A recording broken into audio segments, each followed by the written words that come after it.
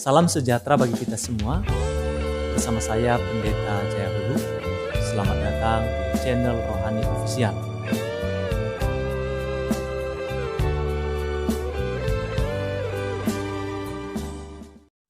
Halo semuanya, video kali ini kita belajar dari sebuah kisah besar dalam Alkitab mengenai Nuh dan bahteranya.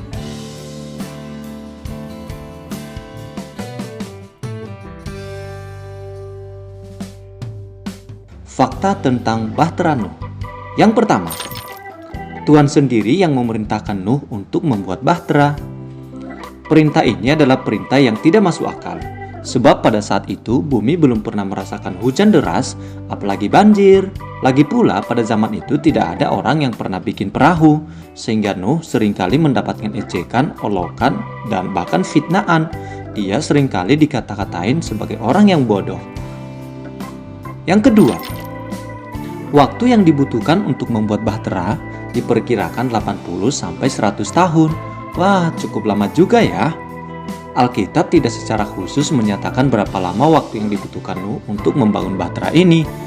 Ketika nama Nuh pertama kali disebutkan di dalam Alkitab, dalam Kejadian 5 ayat 32, Nuh berusia 500 tahun. Wah, sudah tua ya. Ketika Nuh memasuki bahtera, dia sudah berusia 600 tahun. Waktu yang dibutuhkan untuk membangun bahtera akan tergantung pada jeda antara peristiwa di kitab Kejadian 5:32 dan juga Kejadian 6 ayat 14-21 ketika Allah memerintahkan Nuh untuk membangun bahtera. Secara tersirat, kita memahami kalau pembangunan bahtera memakan waktu 80-100 tahun. Yang ketiga, bahtera Nuh lebih luas dari lapangan sepak bola loh. Wah, ternyata luas sekali ya. Berdasarkan catatan Alkitab, bahtera Nuh harus dibuat sesuai dengan ukuran yang Tuhan sudah tentukan. Panjangnya 300 hasta, lebarnya 50 hasta, tingginya 30 hasta. Satu hasta itu ukuran panjang dari ujung siku hingga ujung jari lengan tangan orang dewasa. Diperkirakan sepanjang 45 cm. Dengan perbandingan ini, maka jika ukurannya menggunakan meter, maka panjang bahtera adalah 135 meter dan lebar 22,5 meter dan tingginya sekitar 13-15 meter.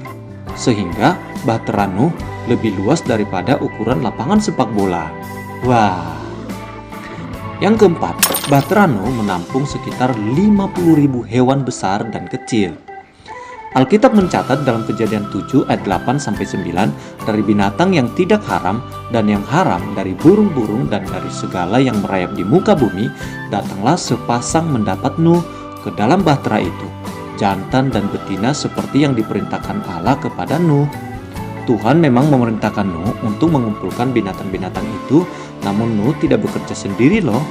Tuhanlah yang menolongnya supaya datang sendiri kepada Nuh.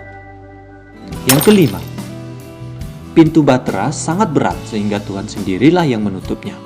Nah, di dalam Kejadian 7 ayat 16, dan yang masuk itu adalah jantan dan betina dari segala yang hidup, seperti yang diperintahkan Allah kepada Nuh. Lalu Tuhan menutup pintu bahtera itu di belakang Nuh. Jadi Tuhan sendiri yang menutup pintunya karena pintu bahtera itu sangat berat.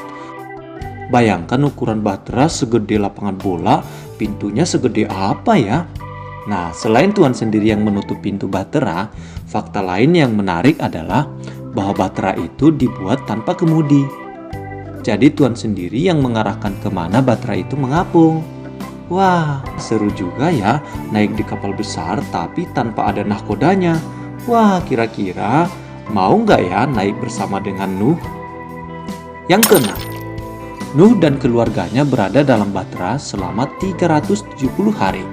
Nuh masuk ke dalam bahtera saat ia berusia 600 tahun pada hari ke-17 bulan kedua. Kejadian 7 ayat 11-13. Nuh keluar dari bahtera pada hari ke-27 bulan kedua tahun berikutnya. Kejadian 8 ayat 14-15.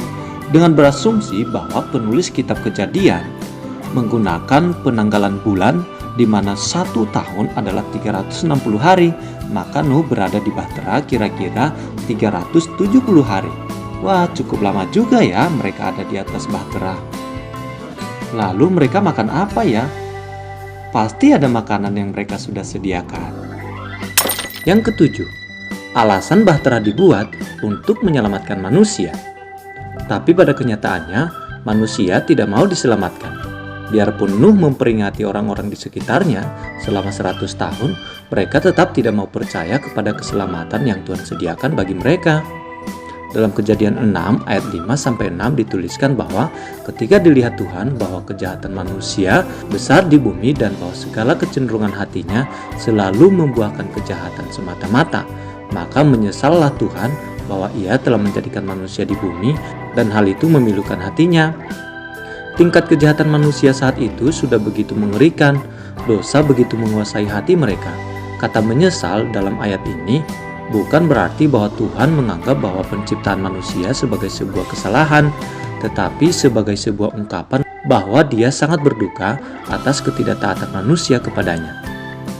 Tuhan menyelamatkan Nuh dan keluarganya juga sebagai sebuah petunjuk bahwa adanya kasih karunia untuk manusia, tapi manusia memilih untuk tetap melakukan dosa. Kisah Nuh ini menjadi pernyataan bahwa upah dosa adalah maut. Namun barang siapa bertobat dan percaya kepada Tuhan Yesus, ia akan diselamatkan. Pertanyaannya adalah, apakah saudara mau menerima Yesus sebagai Tuhan dan Juru Selamat yang menebus dosa-dosamu? Alkitab mengatakan bahwa karena begitu besar kasih Allah akan dunia ini, sehingga Ia telah mengaruniakan anaknya yang tunggal supaya setiap orang yang percaya kepadanya tidak binasa melainkan beroleh hidup yang kekal, dan itu hanya di dalam Tuhan. Terima kasih sudah menyaksikan channel ini. Dukunglah channel ini dengan subscribe, like, bunyikan lonceng, dan share-lah video ini bagi teman-teman kamu. Tuhan Yesus memberkati. Sampai ketemu.